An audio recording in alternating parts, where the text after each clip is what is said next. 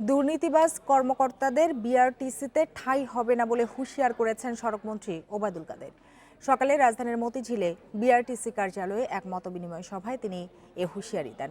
এ সময় মন্ত্রী আরও বলেন, বিআরটিসির লোকসান আর সহ্য করবে না সরকার।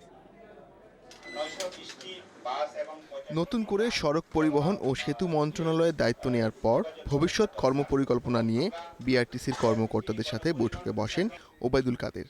সংস্থাটির লোকসানের কারণ হিসেবে দুর্নীতিবাজ কর্মকর্তাদের দায়ী করেন মন্ত্রী। সড়ক পরিবহন মন্ত্রী অভিযোগ করে বলেন, কোটি কোটি টাকা দিয়ে নতুন গাড়ি কেনা হলেও বছর ঘুরতেই তা অচল হয়ে পড়ছে। বিআরটিসির বহরে নতুন গাড়ি এলেও এর সুবিধা জনগণ পাবে কিনা তা নিয়েও প্রশ্ন মন্ত্রীর। গাড়ি আসবে, গাড়ির কোনো যত্ন নেই, কদিন পরে ডাম্পিং হয়ে যাবে। এভাবে কোটি কোটি টাকা খরচ করে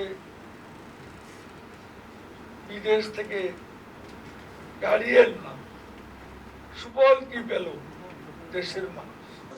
কতগুলো বাস ইজারা দেওয়া হয়েছে তার হিসাব দিতে বিআরটিসির চেয়ারম্যানকে নির্দেশ দেন ওবায়দুল কাদের।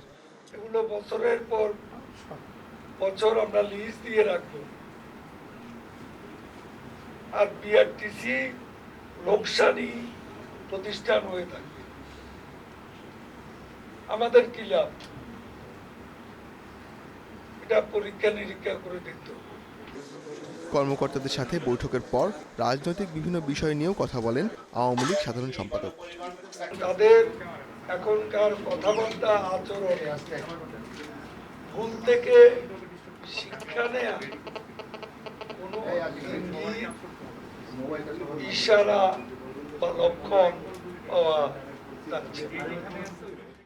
আগামী উপজেলা নির্বাচনে বিএনপির অংশ নেওয়া উচিত বলেও মন্তব্য করেন তিনি।